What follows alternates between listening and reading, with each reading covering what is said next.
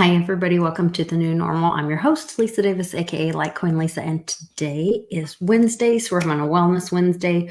Dr. McDaniel is going to be here talking to us about how wounds and burns are healing and responding with New Eden. So we will, or how the body heals. New Eden just supports normal function of life. So be right back right after this. Give us a like and share this video. Let's try to help as many people as we can to live a good quality of life.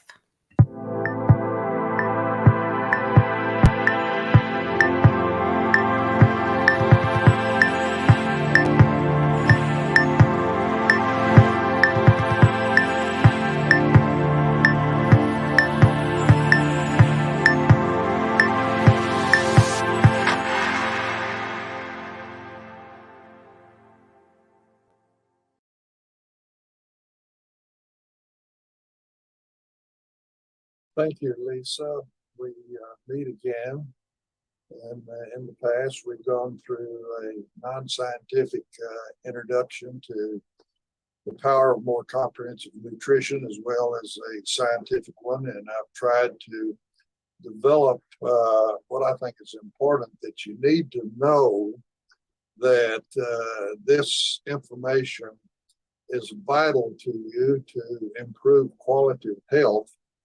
And I call it personal, preventive, and interventional health management, which supports engineering and design of life that is coded in the genes. And it's far more economical than any other approach to health management, which is important because the United States has the highest healthcare costs of all nations in the world, and rates by the United Nations World Health Organization number 35th in its last survey of quality of life of citizens.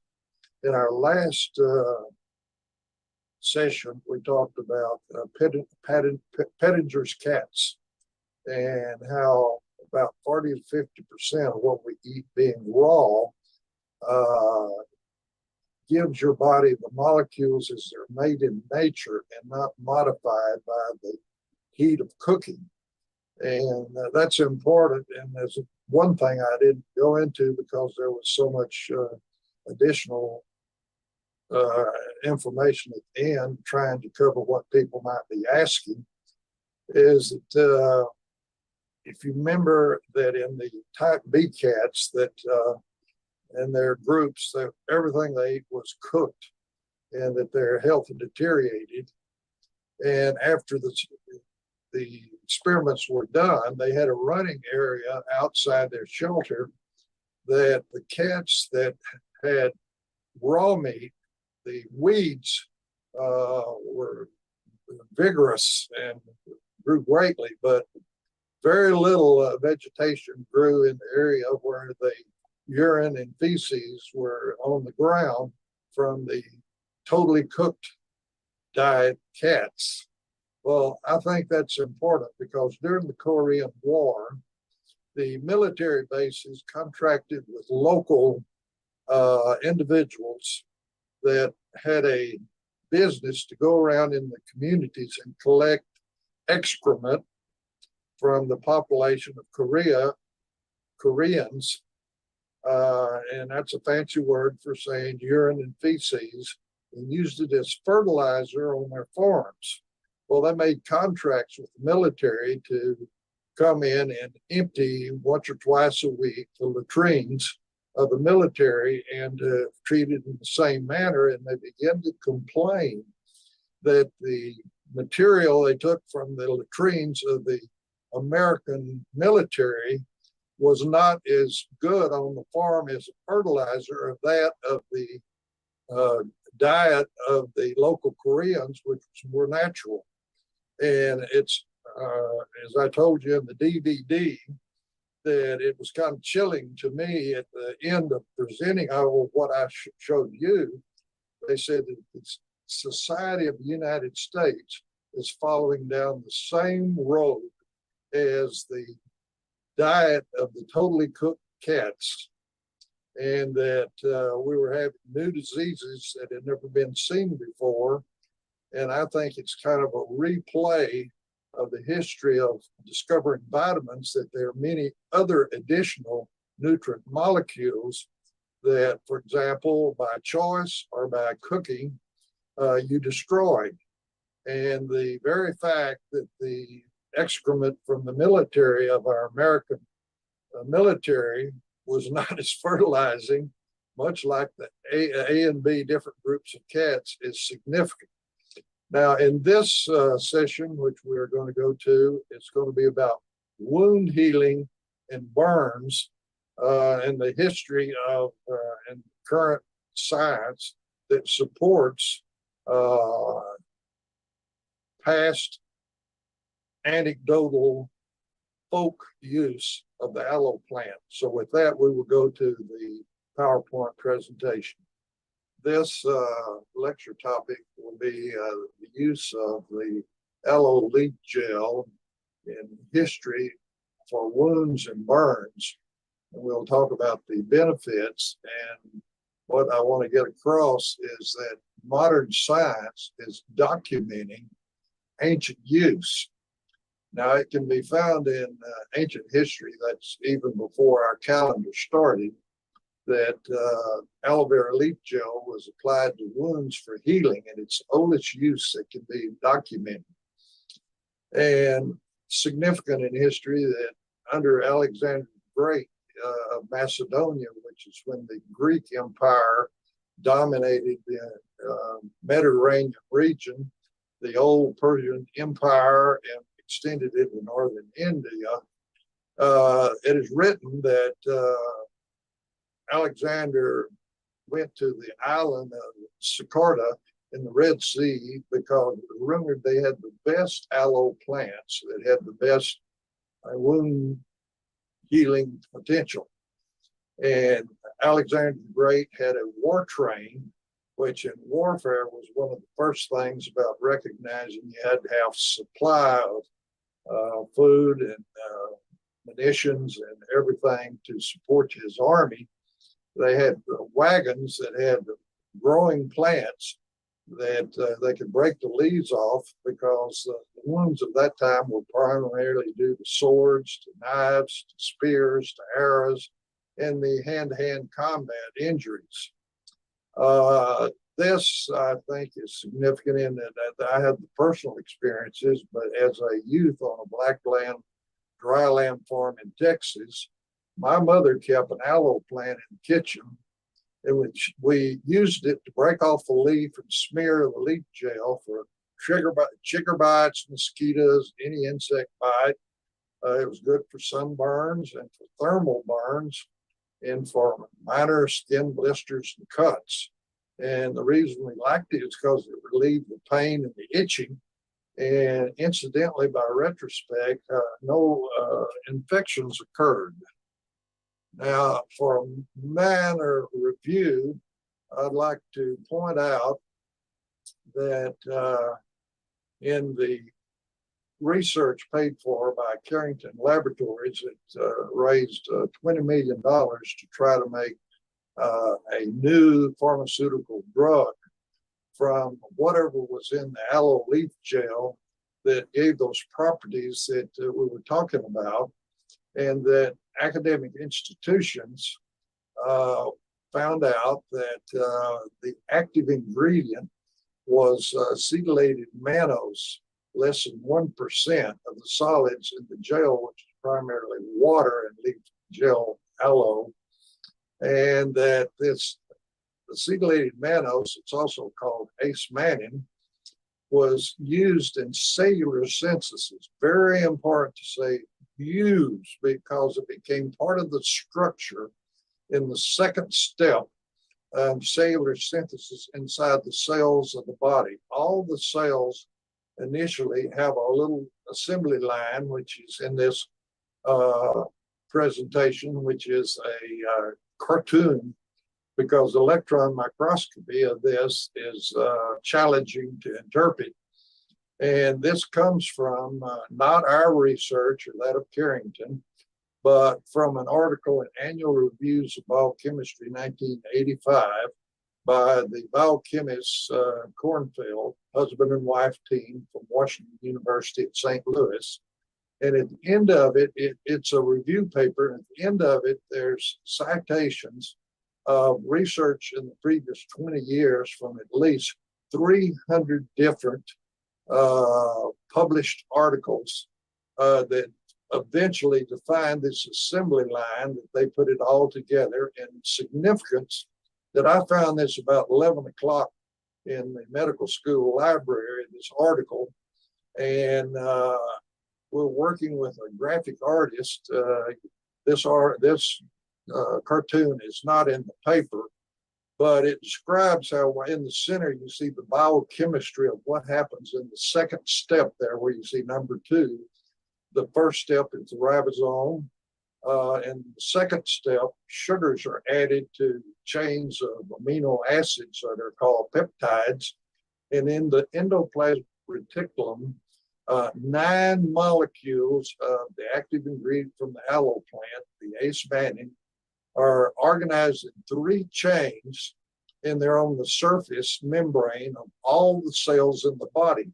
And this domain has a function for cell-to-cell communication and instructions throughout all the cells to carry out harmony among all the cells. Now, this article focused on the mannose, that was the principal material or molecule we found in aloe leaf, but it is if you step back and really look at it, all the different amino acids, fatty acids, sugars, vitamins, minerals, and phytonutrients from plant kingdom are put together on this assembly line, depending on which gene of the 30,000 genes is activated to make a bioactive structure function molecule. And so we're going to explore how this ace-mannan works, and the proof that it worked that comes from ancient observations, the modern biochemistry of how on this assembly line that the healing process of the steps that take place to heal a wound or a burn actually occurs. So with this, we'll go to the second slide after this thing. Now, in ancient history, in many primitive lands and nations, their local language for the aloe plant, and there are over 200 species in nature, could be translated into English that essentially meant the doctor or the medicine plant. It's been recognized in primitive civilizations about its power to support good health. It was use of aloe as in Egyptian formulations, in India and the Ayurveda medicine of India, and in Oriental medicine, aloe was utilized as an ingredient in many herbal natural mixtures. Of significance, I believe, that aloe is mentioned both in the Old Testament and the New Testament, meaning the ancient Hebrew writings, and then the more current writings since the birth of the young carpenter from Galilee.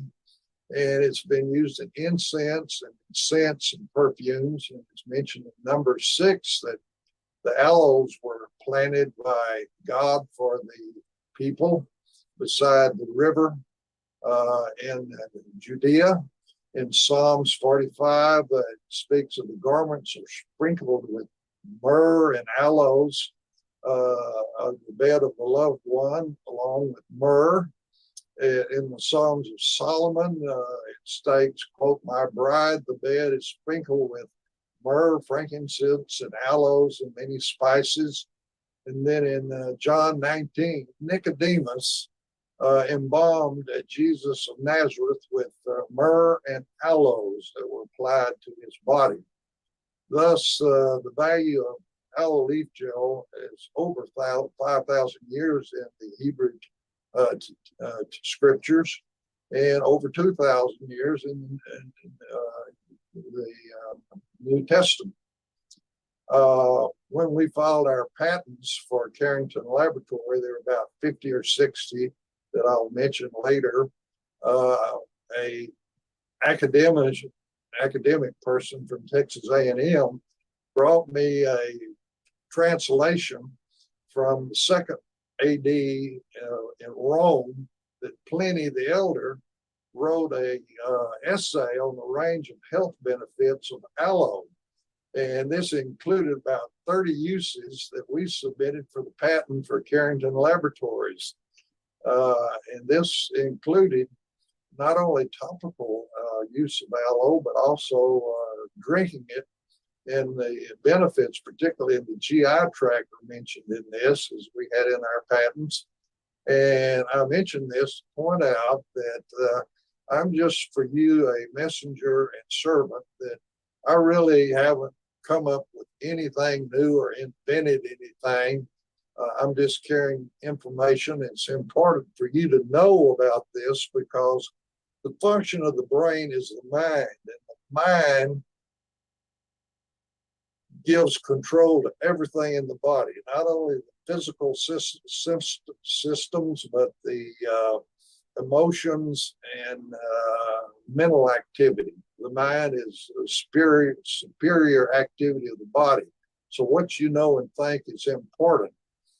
And in the past, before this Pliny the Elder and our research in the modern era, the use of aloe is primarily for topical applications. Now, at Carrington Laboratory, brief review of how this got started in 1985, when I was asked to come and be a medical consultant. The same man that formed Carrington Laboratories had a small network marketing company called AvaCare that had 12 aloe leaf gel products. There were lotions, potions, creams, and salves, but they also had a 32-ounce bottle, Carolo, it was called, a aloe leaf gel drink. And he came to my office at Dallas-Fort Worth Medical Center in August 1985 with a story that in 84, 85, he had received notes and faxes from 7 different states. Very important, these people did not know each other, that they were all AIDS patients that had been on their beds waiting to die of this new disease of unknown cause and no treatment. And they stated in these messages to him, as president of AvaCare, that they drank his Carolo, and now they were back at work or in school with very few symptoms, if any, and that he thought that the company would want to know this. And what they were drinking was the stabilized Carolo beverage. In response to this, Carrington Laboratories was founded, and through individual personal fundraising, over $20 million were gathered to spend to develop a new FDA-approved antiviral drug against AIDS. And so working with Carrington, it was set up to do everything the FDA, or the Food and Drug Administration, requires for a new pharmaceutical drug, and it's quite a process. And due to the history of being used for skin problems, the first product developed was a wound gel, and it's called Carrington Wound Dressing. And I will tell you a little about that later. And then the second thing was with the U.S. Department of Agriculture, injectable aloe immunostimulant for animals was present, which had incredible benefits in animals. And before we're through, you'll see that a lot of things in the biochemistry of animals, if it works there, you can be pretty sure that it will work in humans too. Um, One of the first things that happened is the alcohol concentration of the aloe leaf gel solids, which was called Manipole, was sent to the Parkland Burn Center, and Dr. Charles Baxter, who I had known as a student, reported that they took tissue from circumcisions of newborn babies that were put in tissue cultures, and they added to the culture media radioactive thymidine. And thymidine is one of the nucleic acids in the gene code, which is made up of 4 important molecules called adenine, guanine, cytosine, and thymidine, which is radioactive. And in these cultures, new fibroblasts grew out from this tissue from the head of the penis, and they could, with their instrumentation, show that the fibroblasts growing out of the tissue had a 400% increase in isotope labeling. This was a documentation of accelerated cell growth. And this led to this Manipole, or this alcohol extract, being sent to Baylor School of Dentistry across town. And with oral ulcers, which were called aphus ulcers, are thought to be related to autoimmune diseases, they reported to about a 20 to 30% faster healing of these ulcers. Down at Texas A&M School of Veterinary Medicine, which was one of the 12 institutions, academic institutions, that were working on contract to fulfill what the FDA required in the way of science, they took miniature pigs. And the reason is that the skin of pigs responds more like the skin of human beings than other animals. And they were able to show that by topical application of the Manipole to experimental lacerations, in other words, their length and the depth of them was identical over and over, experimental wounds, that they healed 20 to 30% faster, and they had a stronger fibrous scar, but also less scarring. It was a stronger, less apparent scar. And one of the things they eventually noted, that the pigs they would make for their controls, which they had had experience with, how long it would take without any application, that even the control on the opposite side of the pig, where they would make the same kind of wounds, that they would heal faster. And that, in other words, that the blood circulating through one side picked up the active ingredient that was being applied to the experimental wounds, and it influenced the control wounds on the other side, and it accelerated their healing. It's carried by the blood. In addition, at this institution, they showed that rabbit eye wounds model heal faster with less scarring, which in the eye, that was extremely important. This work at Parkland had residents there, and one of the residents was very skeptical about the aloe, this natural non-drug approach, was causing this increased healing, and he thought it was the preservatives that were put into the wound gel or other addition things that were doing it. So he returned to his homeland. I think it was Costa Rica, I'm not sure, by recall. And he did some experiments I'm going to show you to try to disprove that aloe was a benefit.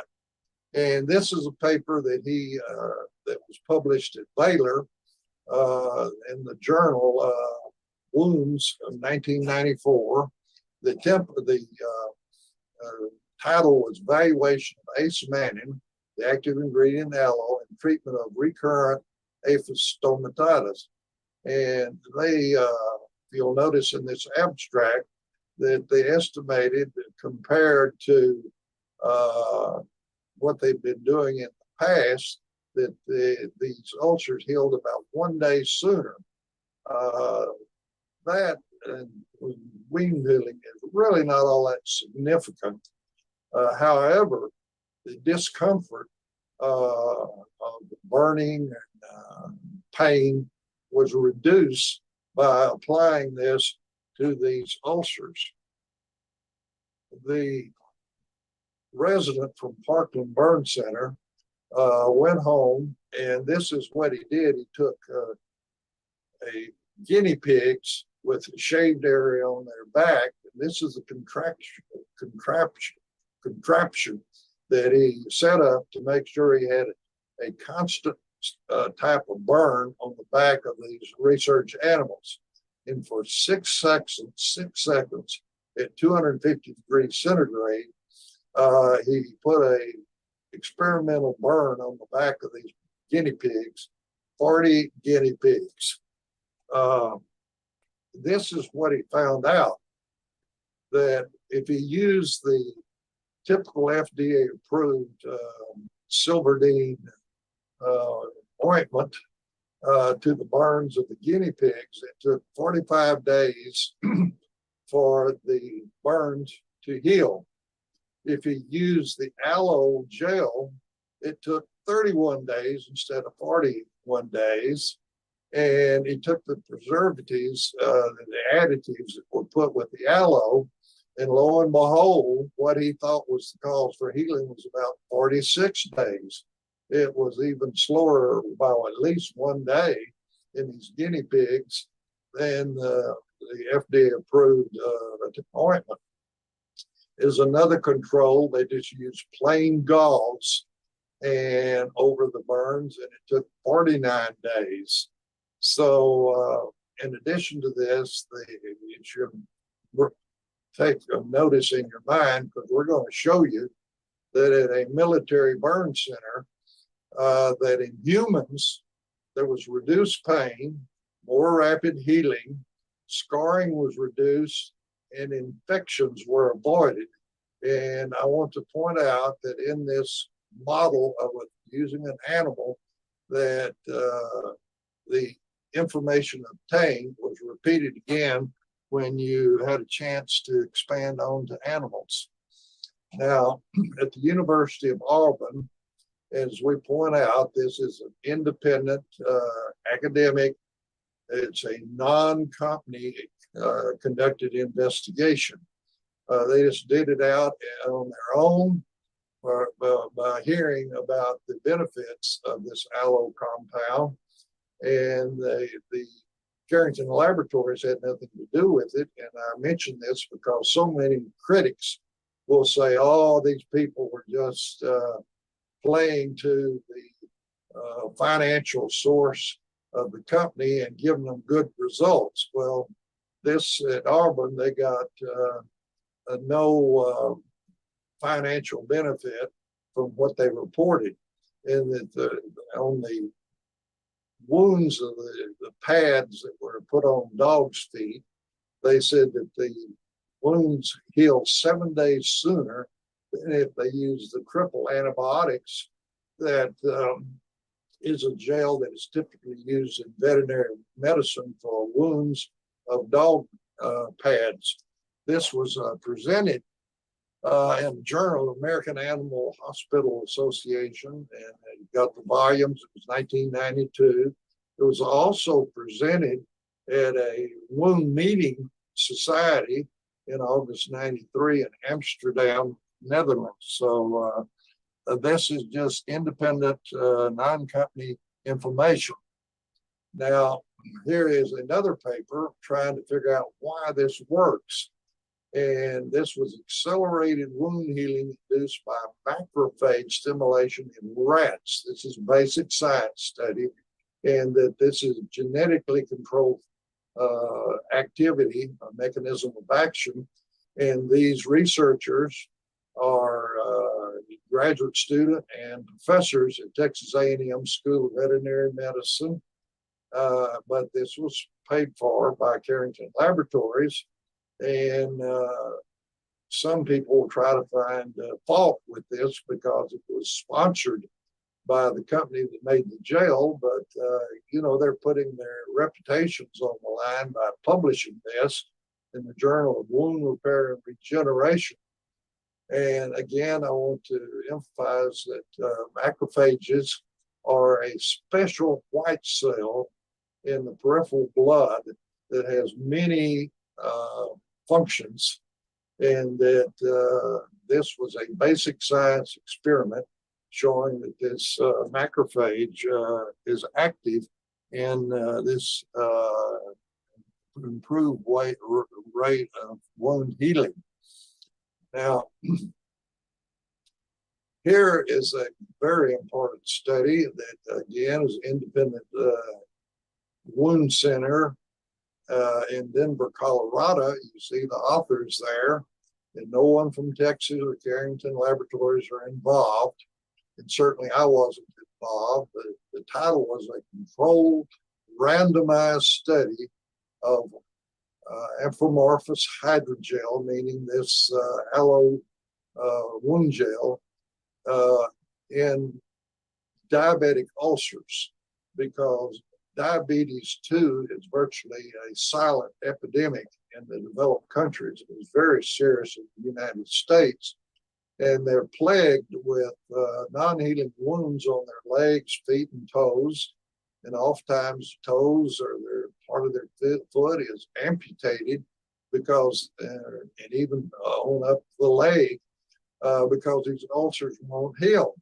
Well, what they found out is that with this active ingredient from the aloe that contains the ace-mannan, that there was improved healing, and they used as controls the type of management they used in the past, and the Carrington wound dressing improved the healing. This was presented in European and a Tissue Repair Society in 1994. And the important thing is that there was reduced cost, more effective healing as compared to the standard way of managing wounds of the diabetics. Now, as humans age and also as rats age, healing becomes slower. And this was a research project conducted at Texas A&M School of Veterinary Medicine, whereas they took old rats that they knew as controls, how long it took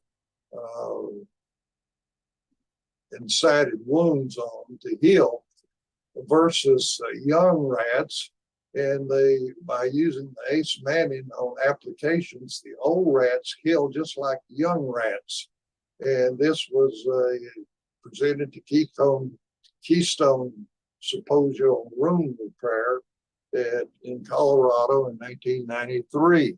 Again, modern science validating what Alexander the Great had said before our calendar started. Here is another study that was conducted at Texas A&M School of Veterinary Medicine. They took the rate of healing of young, old, and even obese and even starved rats. In other words, poor nutrition. And even with poor nutrition and low caloric, to the point that their muscle mass was decreased, as well as the old obese rats, that by using the ace-mannan gel topically on the wounds, they healed faster. And this was presented to the European Wound Repair and Healing Society in '93. Again, independent studies. I really found this paper of significance. The material submitted to MD Anderson Basic Science Radiation Experimental Department. You can see these authors here. And yes, this was material provided by the company. But again, these researchers at MD Anderson, which is an internationally recognized research center, that they took rats and shaved them and backs, and they found out they could give 9 gray, which used to be thought of as Rentgens, but I believe it's 100 Rentgens equal a gray, that they could take 8 to 9 more gray radiation to the skin before they induced skin reactions or erythema.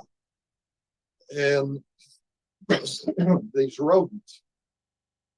Now, this was presented at Biophysiology in 1995, but I was present when the investigator, Elizabeth Travis, presented an oral presentation to the principals at Carrington Laboratory about this research project. And I will never forget, she stated that radiation can be administered sufficient enough to destroy any cancer cell. But she said the problem is that the radiation kills normal cells, and to give enough radiation to destroy any cancer, you'll kill the patient. And she pointed out that this topical gel, which allowed them to give 8 to 9 more gray radiation without inducing any erythema in the normal cells of the skin, that if you gave this orally or internally or by injection, and also provided it on the topical, that this protects normal cells from the damage from the radiation, which creates free radicals as its killing method. And the ace-mannan quenches or neutralizes free radicals in normal cells, but doesn't do it in cancer cells, so the normal cells are protected. I thought this was very exciting, and that more money should be put in to follow up on this statement by Dr. Travis. However, the principals in Carrington Carrington Laboratories were focused on, they just had money to try to develop a new antiviral drug against AIDS, and that's where they're going to spend their money. So this was not pursued, and it's a project that very definitely needs to be followed up on, but you have to have research funds to be able to conduct any kind of research, but this is something that really needs to be investigated further. Well, as a consultant to Carrington Laboratories, all the material was put together to file patents for the company to protect its intellectual properties. And the title of the patent was Administration of Ace-mannan.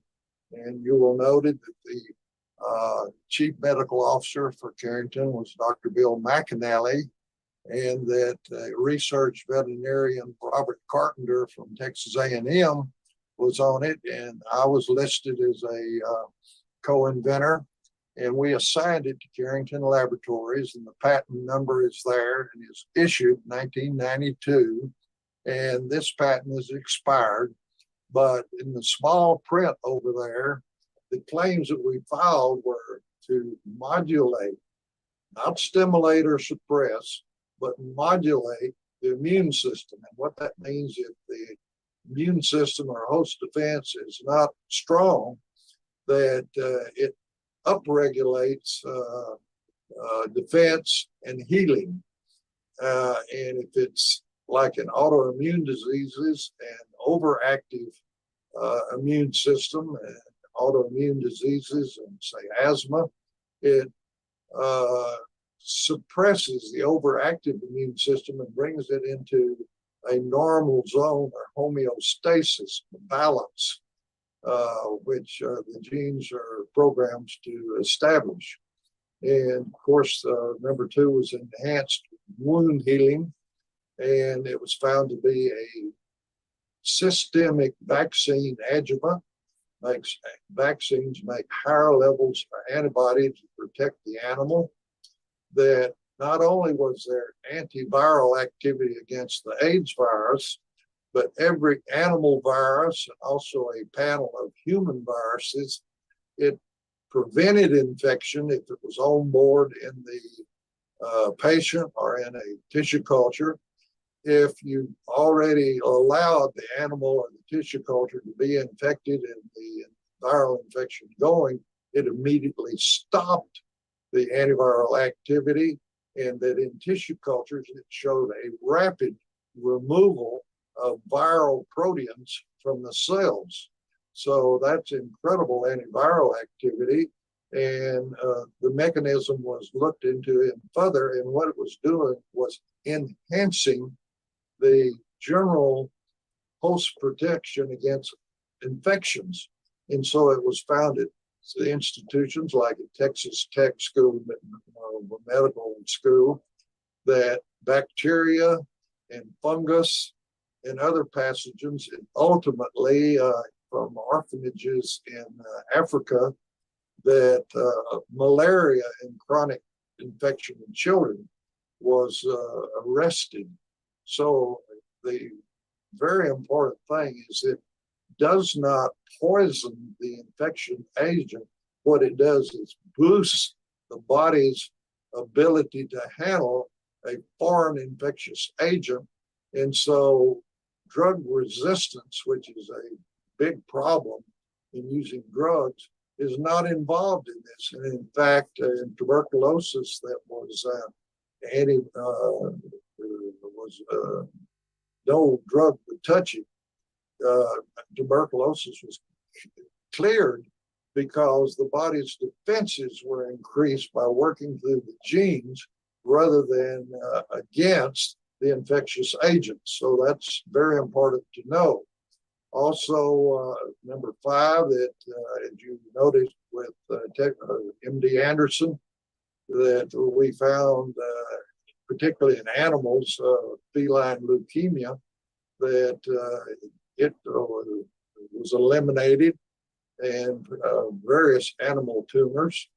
And there was improvement in AIDS human patients, and also autoimmune conditions in human patients like colitis, multiple sclerosis, the neurology problems of type 2 diabetics, and all bacterial and parasitic infections that it was tested against. And at the bottom it says Patent Office versus the FDA. The FDA requires very detailed randomized controls, blinded investigations where the patients as well as the healthcare people do not know who's getting the placebo and who's getting the test agent. Whereas in the patent office, all you have to do is have one very well documented case, which was done primarily in my laboratory at Dallas-Fort Worth Medical Center, because we could easily document, and there were many more different cases. I think there were nearly 60 or 70 in the formal papers that were filed with the patent office where there was benefit. Well, Brooke Army Medical Center at Fort Sam Houston in San Antonio, Texas, is an internationally recognized burn center. And all the military services send their burn patients there. And of course, particularly what they got were flash burns from GIs, from improvised explosive devices, which were very debilitating. And I got a phone call from the burn center by a physician on the staff, and that one of the distributors of Manitech Incorporated that made a topical wound dressing had sent a whole case to the burn center to try in these GIs. And the phone call was that the GIs liked this so much, this aloe-based gel, that they refused to use the FDA-approved Silverdene salve, which was conventional therapy that you put on wounds, because it burned and it was real messy, turned things black. And they, number one, it reduced the pain that the patients had of burns. They had more rapid healing without scarring, and they cultured the eschar of the edges of the burns, and they found out that the bacteria were not present or killed. It seemed to activate the white cell or body reactions against infection. And at this point, about the rapid healing without scarring and preventing infections, recall the guinea pig study that was done in Costa Rica. This was repeated and seen in these GIs. And in this burn, also often a real problem is when the hands and fingers are burned, and they have to put pressure bandages that look like gloves that put pressure on to keep from scarring, and that you can't even bend at the joints because of excess scar formation, which is called keloids, that was reduced. And they didn't even have to put these pressure bandages on the hands and fingers when they used this man-made aloe gel that contained the ace-mannan. And of course, it was not messy and it didn't cause problems. Well, the request was to send to the wound center all the data we have from basic science and human data that I've shown you, the titles, and just introduced you that the study was done, but they wanted the complete studies, and they requested that there be an on-site, now it should be SITE instead of on-site lecture. Well, after doing all this, there was silence. And despite having the name and the phone numbers and trying to call the burn center, got no response after sending all this information and having requests for a center. It took over a year to find out what had happened. It happened to be a nurse in San Antonio that was a civilian that had worked in the burn center, went out to find out what happened. Well, all the physicians that were present and saw all the benefits from this natural product of the aloe gel had been shipped out, and some had been sent to hospitals in Germany and Japan and other countries. And there was no medical people present in the burn center that had observed the GI favorable responses to it. And so there was no interest because they had used up all the ace-mannan wound gel. And I could probably write a book, but I would hesitate to do it while alive, about all the things that I've run up against, because this is disruptive technology. It challenges conventional beliefs in nothing but FDA-approved drugs.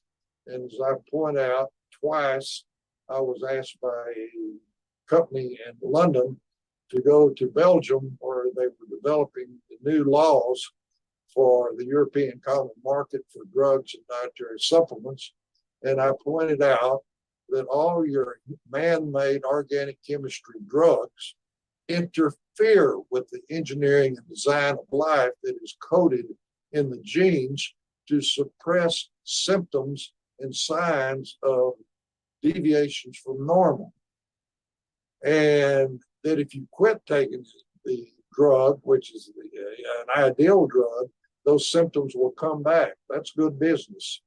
However, this supplying nutritionally what the genes require to make bioactive molecules to carry out the normal healing and care of wounds and burns, the ace-mannan or the aloe molecule is utilized in the endoplasmic reticulum to make fibroblasts and the types of cells that accelerate the healing and also suppress the burning discomfort. And I suspect that the detail men there in San Antonio that sell Silverdene pulled the strings within the federal government to get all these doctors sent away so that they could go back to utilizing only the FDA-approved Silverdene. And an detailed experience that happened in London in 3 hospitals really amplify and convince me that this is probably what happened, because it happened in 3 hospitals in London, and it was found out in detail that this is what happened.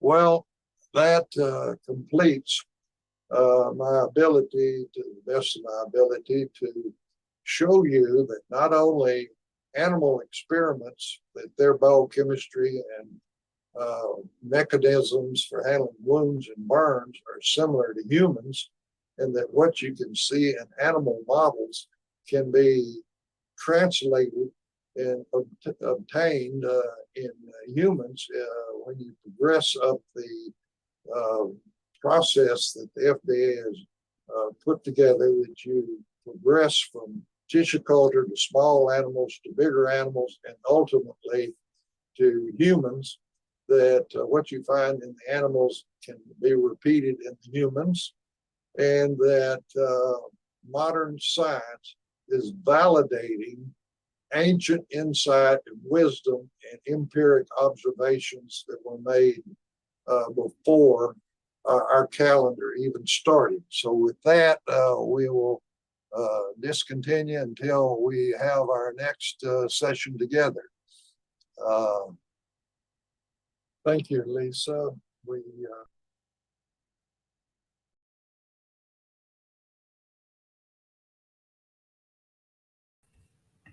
Okay, well, that was a lot of great information. Once again, Dr. McDaniel, thank you so much for doing that video for us. We did have a couple of questions in the chat, and I had a question about just how exactly the aloe was healing or helping to heal in different ways, or how the body was healing from using the aloe. They were asking, is it because it was prohibiting infection? I know in our previous videos, you were talking about how the aloe increased in some of the studies, showed an increase in oxygenation of the blood. And I wondered if that had to do with the increased healing time. What are the studies showing, or what information do you have on kind of the mechanics of the healing? Well, first thing, there's a general principle that the biochemistry of life is conducted on the molecules that are supplied primarily that we eat or drink. And this supplies nutrient units to cellular synthesis to make bioactive compounds that are the structure and the function of the human body. And one of the things that it was a study done at University of Texas in Houston, where they took mixed white cells from the blood, put them into culture, and then put graduating amounts of the active ingredient from the aloe into the culture media overnight. And then they assayed for the bioactive compounds that turn on healing or host defense. And the more of the aloe acemannan that you put in the culture the night before, the more of the compounds that were made.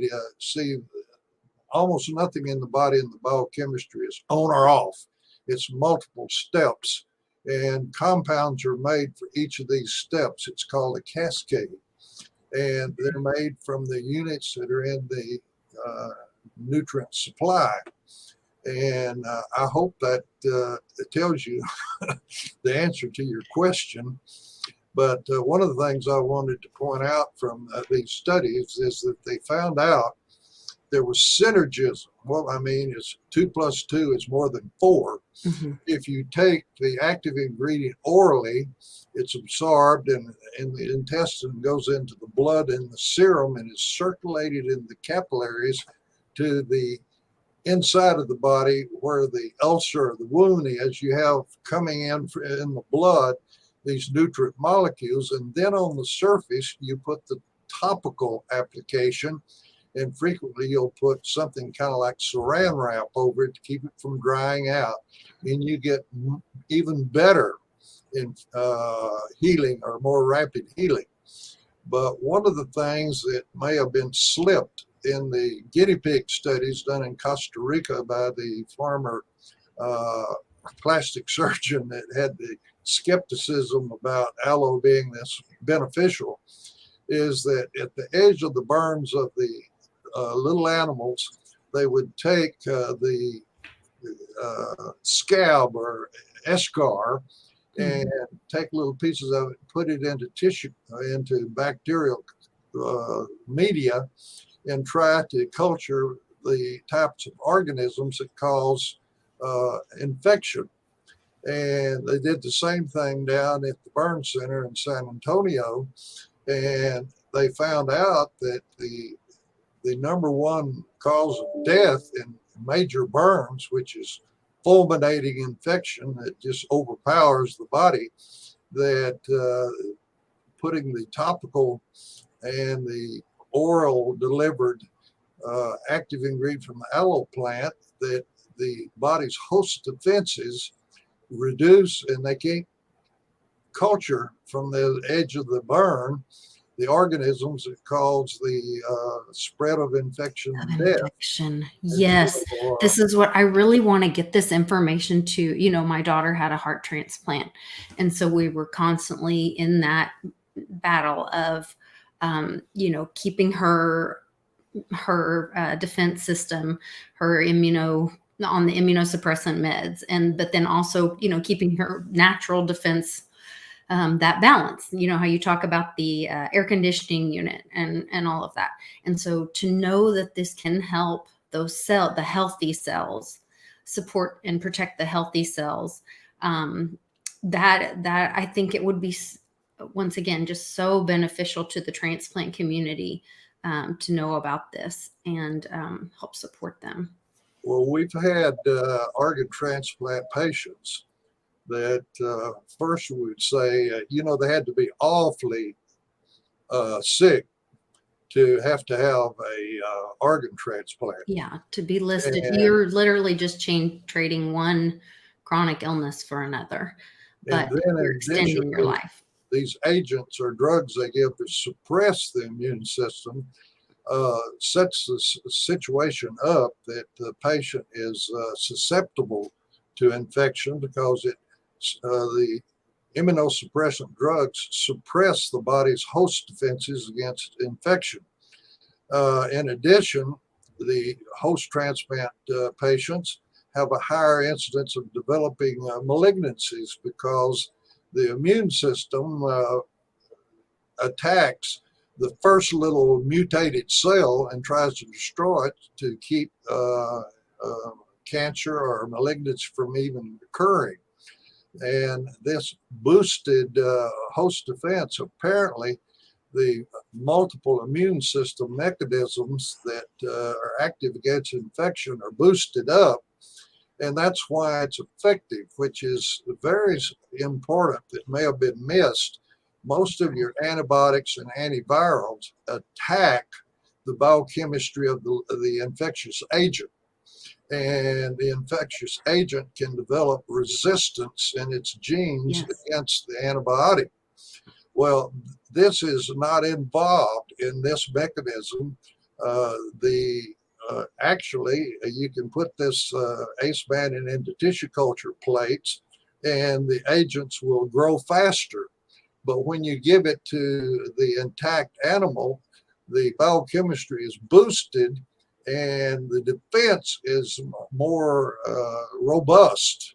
And so being drug resistance is blind to this mechanism. And the importance of this is, I've read recent articles that it wasn't long after penicillin was started to be used, they developed resistance against penicillin in the organism, the bacterial organisms. And eventually, multiple drug resistance was developed primarily in the hospitals. And it stayed in the hospitals during the 1960s and 70s. And it was known to be a real threat to have to even go into the hospital that you might catch one of these. That you might not come out. Yes. Well, with the pandemic, many people were crowded into hospitals like haven't been before, and those that lived have come back into society, and they brought with them multi-drug resistant organisms, particularly against staph. And there's no antibiotic, or at least common antibiotic, that is effective against it. And they say that the increase of multi-drug resistant bacteria in society has increased up to 30, 40, 50%, depending on the areas. And this is something that fortifies the body's defense against organisms that have developed resistance against the poisoning of their biochemistry by drugs. This is not effective against in a culture. What it does is the intact biochemistry of the animal or the human, it utilizes it to increase the body's defense. And there's this mechanism doesn't even consider the drug resistance. It's the body's ability to handle it. And again, oral intake as well as topical is more effective. And I presented this because this is the oldest use of aloe leaf gel that is in recorded history. I think I started out by saying that Alexander the Great of Macedonia that conquered the Mediterranean area before our calendar Empire and all that. Big plants rooted in pots in his war train because of the physical injuries of swords, knives, arrows, and it enhanced healing by empiric observation. And I showed you the modern scientific experiments where the methods are such to validate ancient empiric observations. It's incredible. And to think that, you're talking about Alexander the Great and so long ago. I mean, that's, ancient times. But then applying the same situations to where we are right now, with what's going on with people building resistance to these medications or drugs or whatever. And I know we have to be careful with our words and all those wonderful things, but I did, well, I'll be careful about that. I won't talk about that. Well, while you're thinking, what I'm trying to do with these lectures is that what you think and believe is so powerful. In fact, as many times in my lectures, I tell people, be careful what you believe and think or you accept, because it's extremely powerful to your attitudes and even your biochemistry of your body and the function of the genes. And you don't want to be thinking the wrong things. And what I'm trying to do is inform as many people as possible how powerful more comprehensive nutrition is to support the cellular synthesis that goes on in all the cells that are designed through the genes to make us healthy. And what we're doing is we're supporting through more comprehensive nutrition the biochemistry of good health. We're not treating disease. Right. We're not treating abnormal things. All we're doing is providing maximum nutrition to our normal cells and their normal function, normal gene activity to optimize our quality of health. And unfortunately, it's a human nature to kind of ignore our health status until we begin to lose it.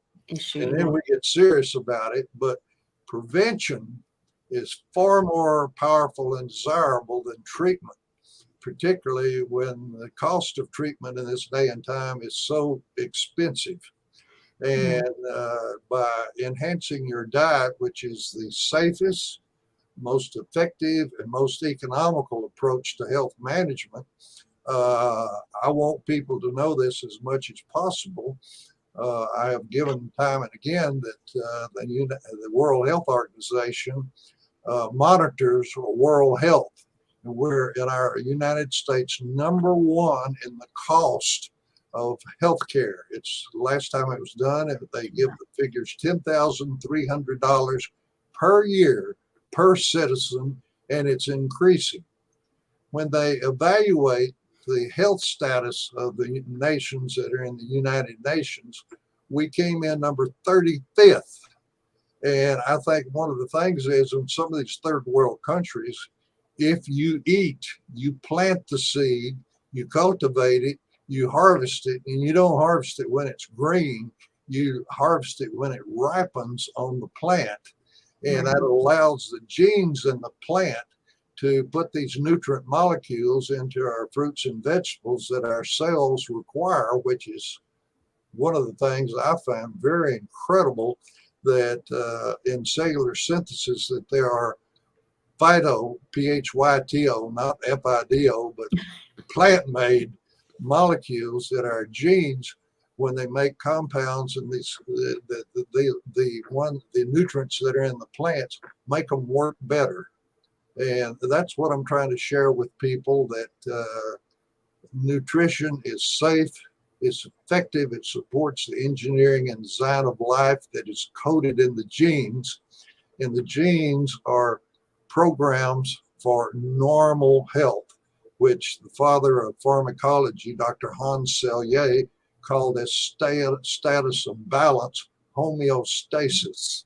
And that's one of the challenges to the human condition, to be in balance, not only biochemically wise, but even in our attitudes and ideas and our politics. Definitely. To be balanced, not too far to the right or the left, or carried away with limiting some things we eat. Our genes need a very broad supply of nutrient molecules to make the compounds that are structure and function of our body for optimal normal health. Yeah. So we have a friend that was healing, and he's been taking New Eden, or the aloe ace-nanin, for quite some time, but then also taking other supplements or things like that. And he felt like the New Eden was helping to make the other supplements more effective. Is that part of the like byproduct of the cell working better? Well, you touched on something that happened in the past. I was asked to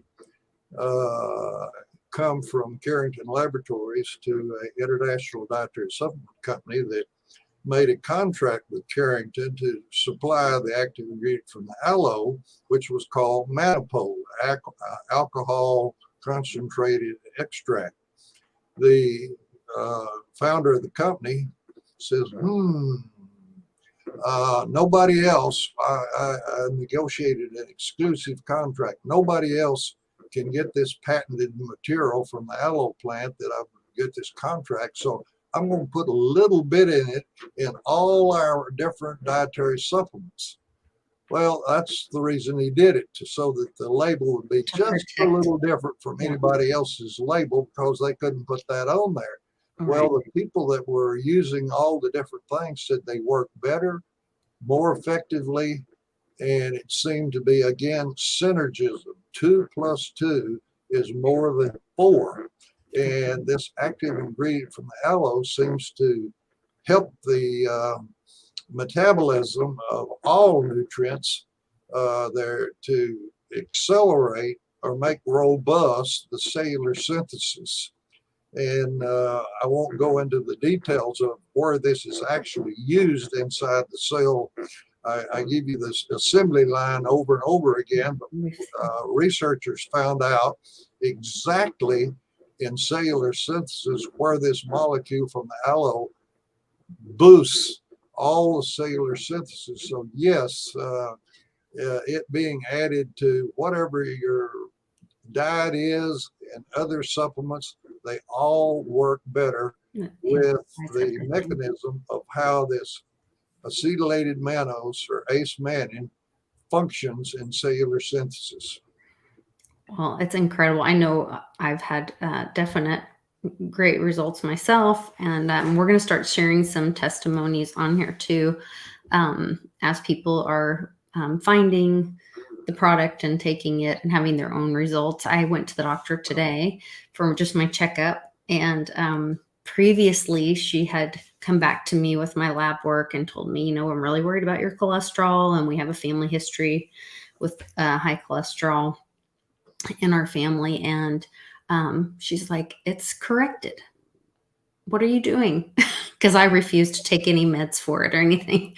And I said, well, I have to tell you about my friend, Dr. McDaniel in New Eden. And so I was telling her about New Eden and the good nutrition and, the changes. And she was pretty impressed. And she's like, wait a minute, you're 50?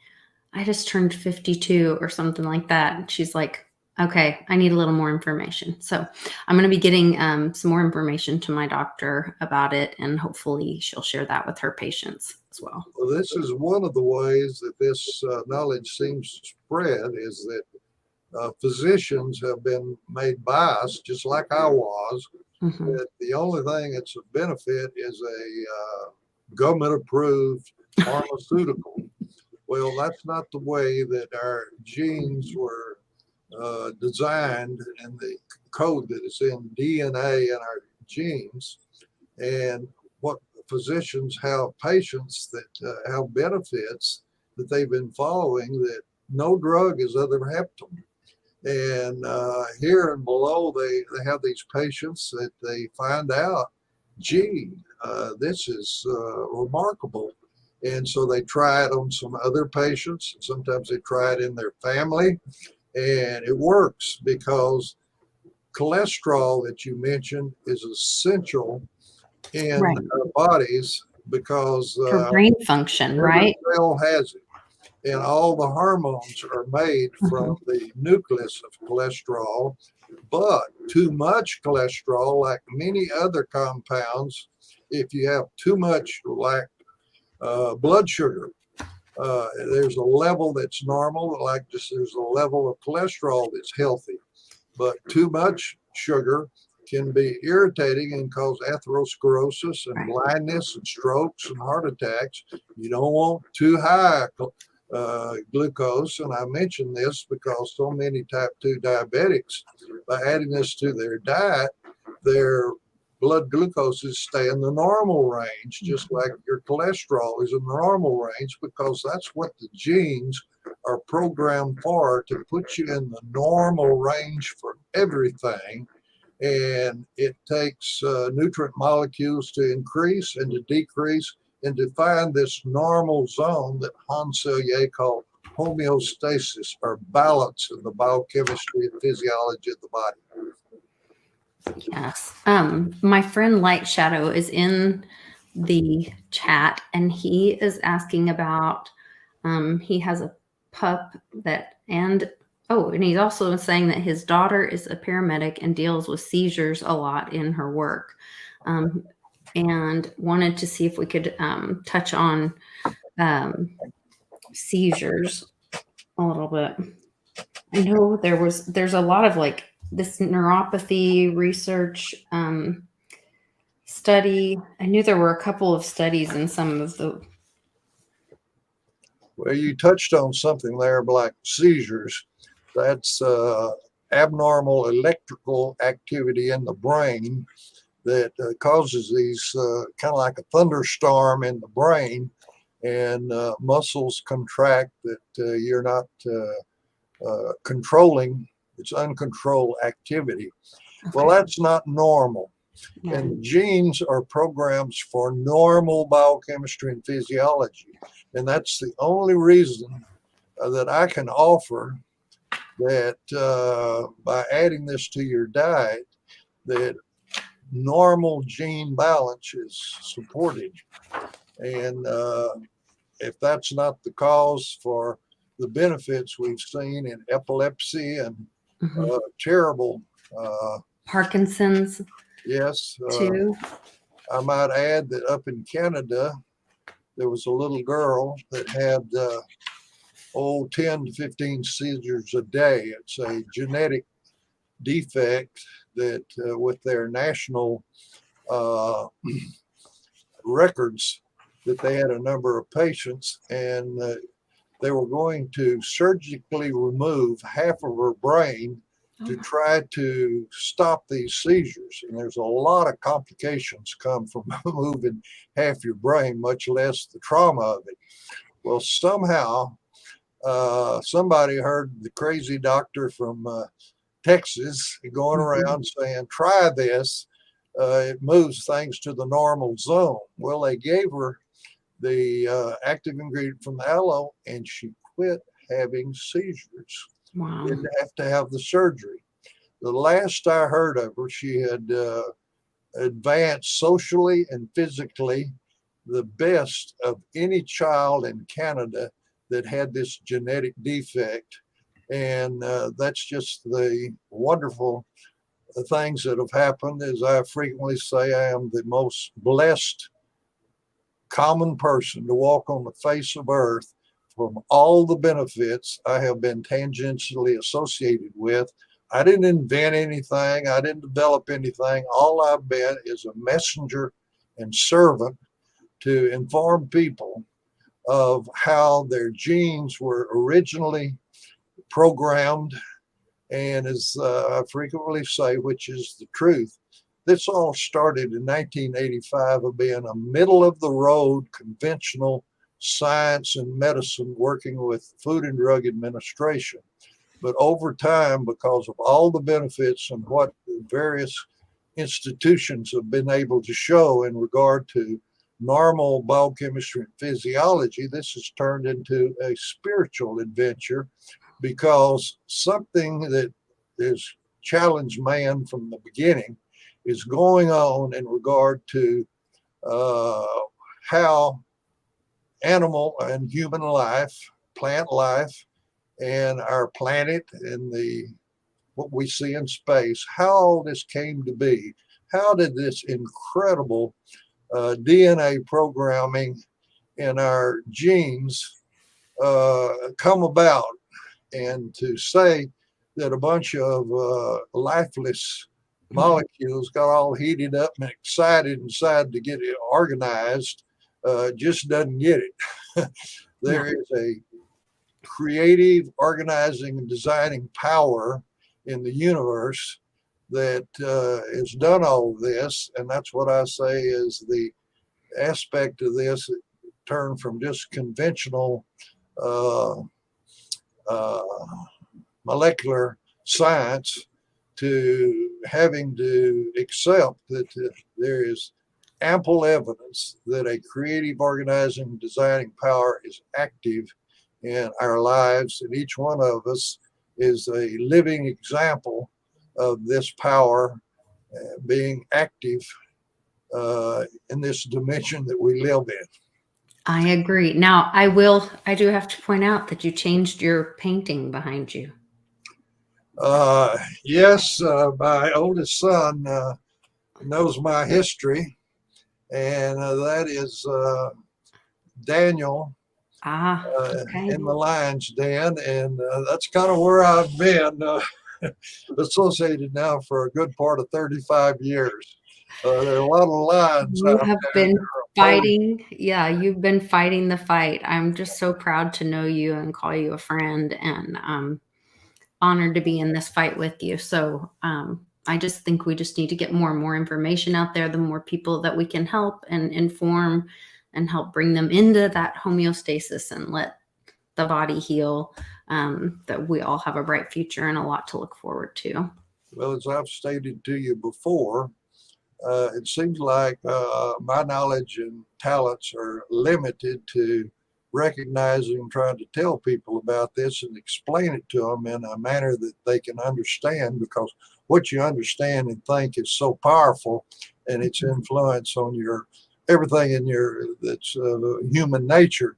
And I suspect and believe that you have abilities and talents to share this and take it to other people that I obviously don't. That's not my talent, and I want to work with you, and I hope that you're saving these lectures and will share them with other people that have networks that can use it to try to get this information to absolutely every person on the planet Earth that we can get it to. And They're I'm absolutely, here to help you as I can and support you.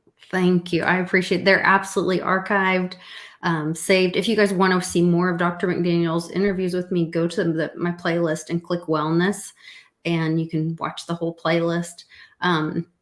Dr. McDaniel, will you stick around as I end this show really quick? I want to talk to you about something. I have some plans or some things I'm checking into that I'd love to have your feedback on, and that I think it might be a good Well, this is addition. a session, and I'll be waiting. Okay, sounds good. All right, you guys, give us a like, share this video, get this information out there. Let's help as many people as we can be well and have a bright future. Take care.